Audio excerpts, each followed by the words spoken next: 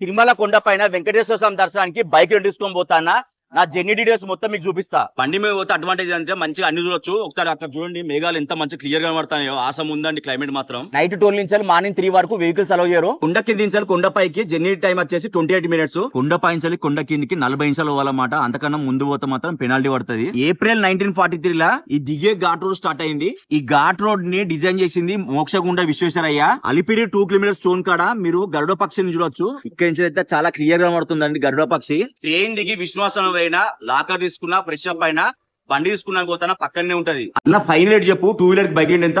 500, 600, 700. Car rent ఎంత?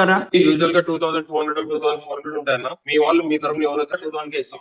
తిరుపతికి వచ్చిన ప్రతిసారి ఫస్ట్ దర్శించుకునేది పద్మావతమ్మ వారిని. దర్శనం అయిపోయింది, కొండపైకి వెళ్తున్నాం. శ్రీవారి మెట్టికి ఫ్రీ బస్ ఉంటుంది, మీరు చూడొచ్చు. కొండ పైన 2 వీలర్స్ టైమింగ్ వచ్చేసి 6 AM నుంచి అయితే 9 PM వరకు. కార్ అయితే చాలా వెహికల్స్ అయినాయి. అదే మరి బైక్ అయితే సెపరేట్ లైన్ ఉంటుంది. తొందరగా పోవచ్చు, మీకు చూపిస్తా.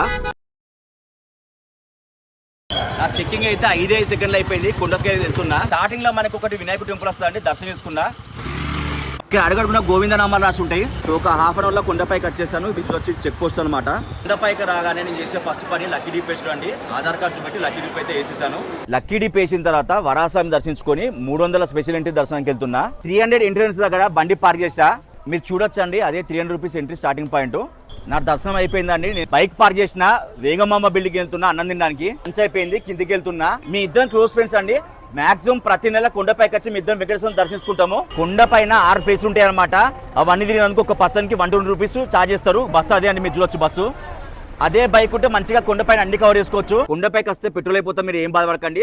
కొండపైన మనకి 2 పెట్రోల్ బంకులు ఉంటాయి, ఒకటి HP, ఇంకోటి ఇండియన్ ఆయిల్. ఎగ్జిట్ కి వచ్చిన కొండ కిందకి వెళ్ళిపోతున్నా. చాలా మందికి కారు బస్సు పడది, వాంతులు అవుతాయి. సో వాళ్ళకి ఇలా 2 వీలర్ మీద వస్తే మంచిగా మీరు క్లైమేట్ కూడా చూసి మంచిగా ఎంజాయ్ చేయొచ్చు.